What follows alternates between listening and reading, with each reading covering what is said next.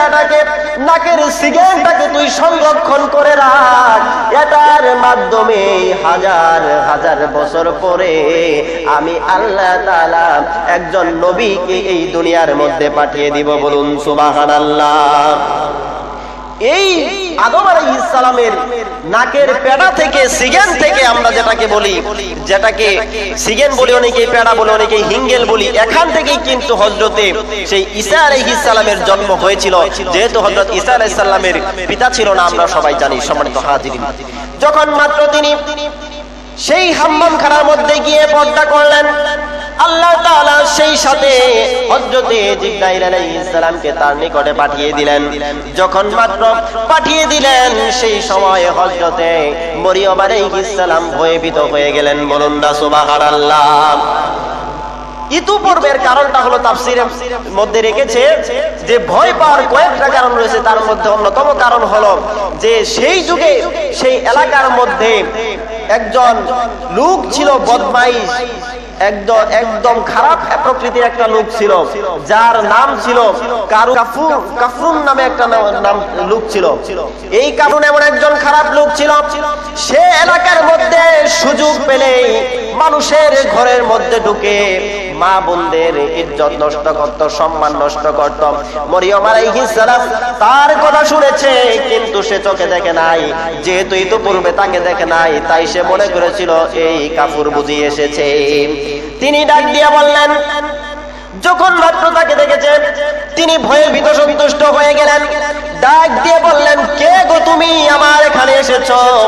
এই মুহূর্তে তুমি দূর হয়ে যাও, আবার এখান থেকে বের হয়ে যাও, যদি তোমার অন্তরের মধ্যে ঈমান থাকে। হযরতে মরিয়ম আলাইহিস সালাম বলেছিলেন, ক্বালাত ইন্নী আউযু বিররহমানি মিনকা ইন কুনতুম তাকিয়া। আমি তোমার থেকে মহান আল্লাহ পাক রব্বুল আলামিনের কাছে প্রার্থনা চাচ্ছি, যদি তোমার কাছে ঈমান থাকে, যদি তুমি ঈমানদার হও, ধর্মভীরু হও, তাহলে আমার এখান থেকে চলে যাও।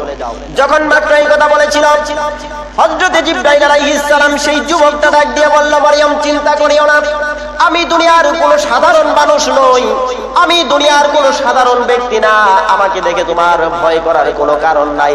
আমি হলাম হযরতে জিবরাইল, আমি জিবরাইল এসেছি। হযরতে জিবরাইল ডাক দিয়ে বললেন, ক্বালা ইন্নামা আনা রাসূল রাব্বি, আমি হলাম তোমার সেই প্রভুর প্রেরিত একজন বিশেষ দূত হযরতে জিবরাইল। হযরতে মরিয়ম ডাক দিয়ে বললেন, কিভাবে তুমি জিবরাইল হলে? তুমি তো জিবরাইল হতে পারো না। আমি আমার খালার কাছ থেকে শুনেছি হযরতে জিবরাইল হলেন সমস্ত ফেরেশতাদের সরদার, আর এই জিবরাইল কোনো সাধারণ মানুষের নিকটে আসে না। তার ডিউটি হলো শুধুমাত্র আল্লাহ তাআলার নবী এবং রাসূলদের কাছে ওহী নেওয়া। বলুন সুবহানাল্লাহ।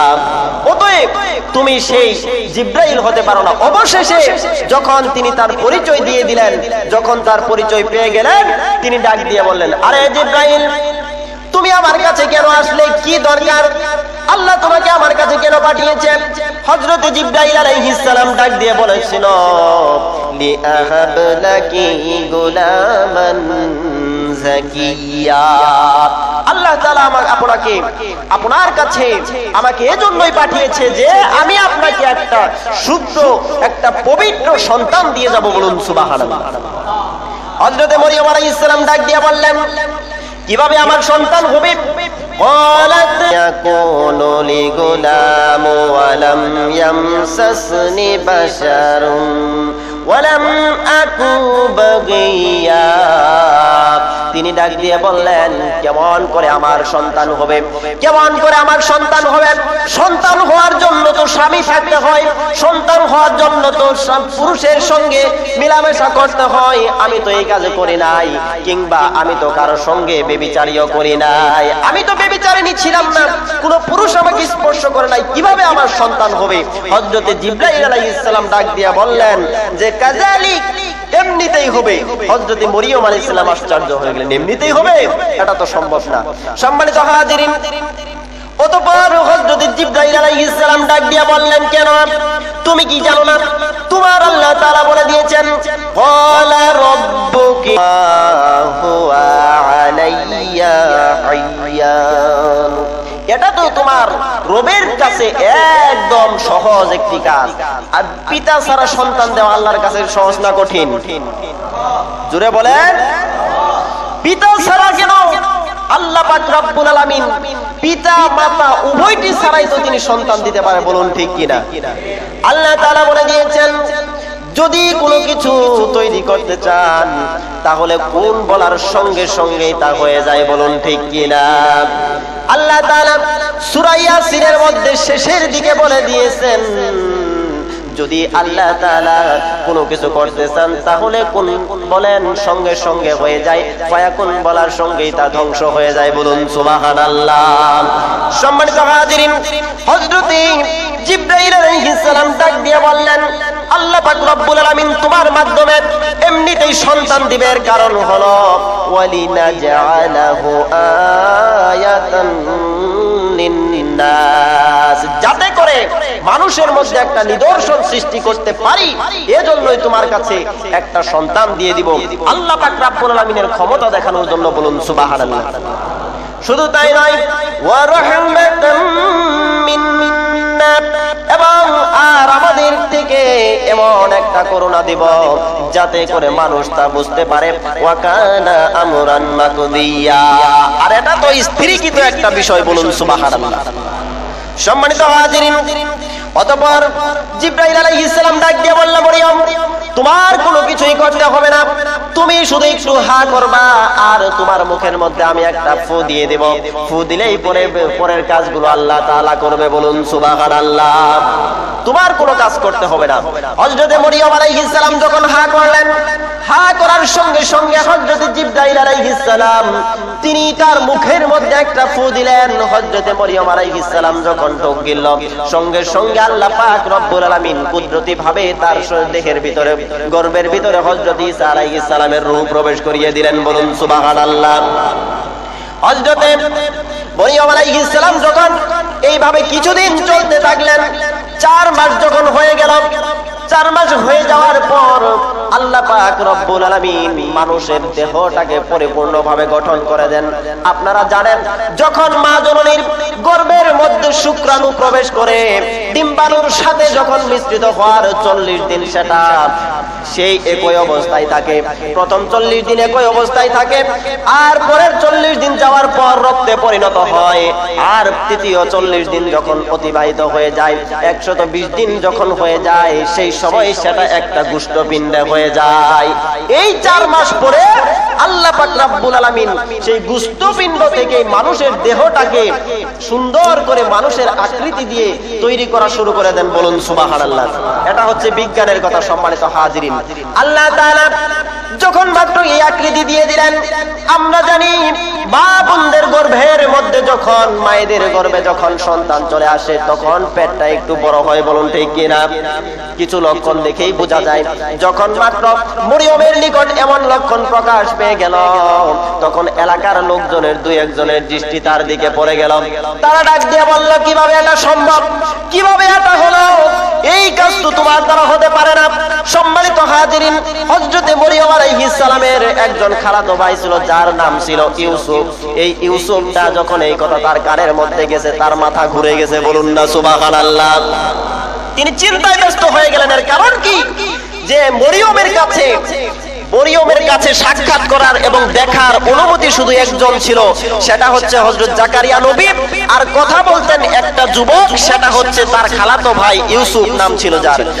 সেই হযরত ইউসুফ তিনি মাঝে মাঝে প্রয়োজন হলে তার কাছে যেতেন, মরিয়ম আলাইহিস সালামের কাছে গেতেন, পর্দার আড়াল থেকে প্রয়োজনীয় কথা শেষ করে তিনি চলে আসতেন। কিন্তু এক নজরের জন্য তাকে দেখতেন না, ঘরের ভিতরেও যাইতেন না, বাহির থেকে এই কথাগুলো বলে চলে আসতেন। এখন তার চিন্তা হলো, আমি তো মাঝে মাঝে মরিয়মের কাছে গেছি, এখন না জানি এলাকার মানুষগুলো আমাকে দোষারোপ করতে থাকে, এই কারণে তিনি চলে গেলেন মরিয়মের কাছে।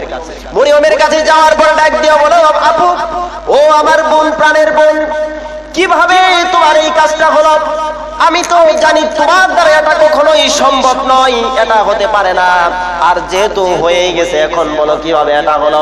হযরতে মরিয়ম ডাক দিয়ে বললেন, এমনিতেই হয়েছে। বলুন সুবহানাল্লাহ। যখন মাত্র বলেছে এমনিতেই হয়েছে, হযরত ইউসুফ ডাক দিয়ে বললেন, কিভাবে এমনিতেই সম্ভব? মরিয়ম, তোমাকে আমি একটা প্রশ্ন করতে চাই। মরিয়ম ডাক দিয়ে বলে, প্রশ্ন করো।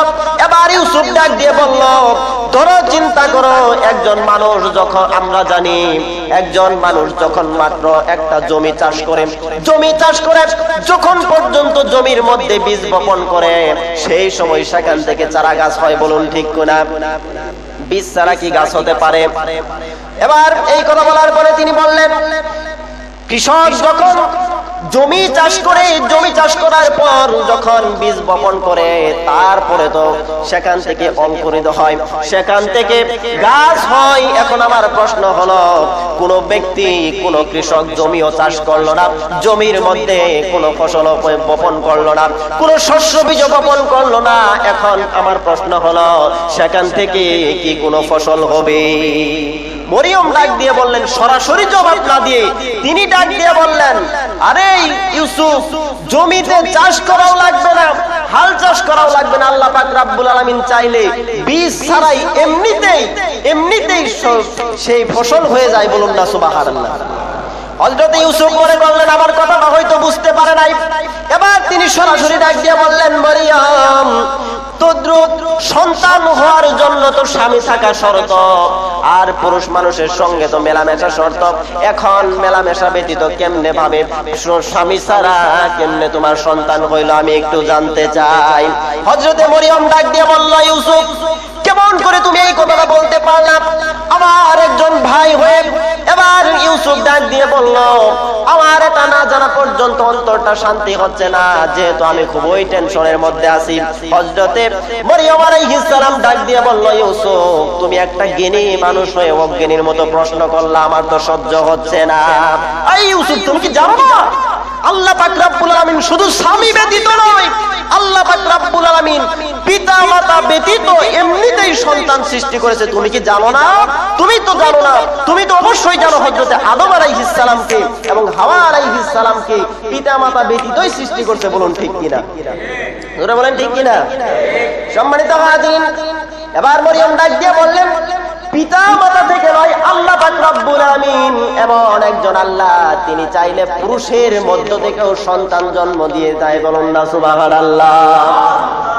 পুরুষের মধ্য থেকে সন্তান হয় নাই? হযরতে আদম আলাইহিস সালামের বাম পাজরের একটা হাড় থেকে হাওয়া আলাইহিস সালামকে তৈরি করা হয়েছে। বলুন সুবহানাল্লাহ। আল্লাহ তাআলা পারে না এমন কোন কাজ আছে? জোরে বলেন।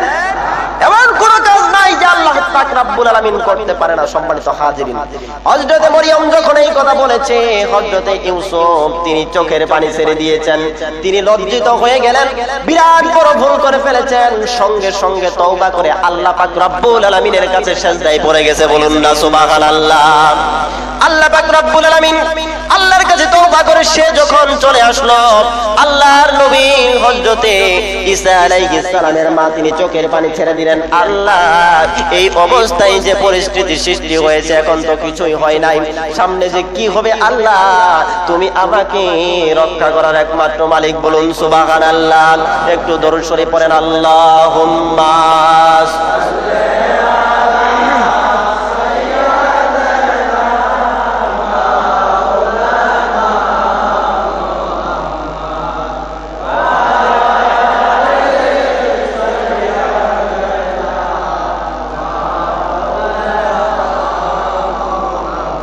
সম্মানিত হাজিরিন, যখন মাত্র এই অবস্থা হয়ে গেল, ইবলিশের কাজ তো হলো শয়তানি করা। সে এলাকার গণ্যমান্য বড় বড় ব্যক্তিদেরকে ডাক দিয়ে বলল, তোমাদের সমাজের মধ্যে এত বড় একটা খারাপ কাজ হয়ে গেল, অথচ তোমরা কিছুই করলে না, এতে করে তোমাদের উপরে গজব আসতে পারে। আল্লাহ কিন্তু সহ্য করবে না। মাতবরেরা চিন্তা করে দেখছে, ঠিকই তো বলছে। কি করলো?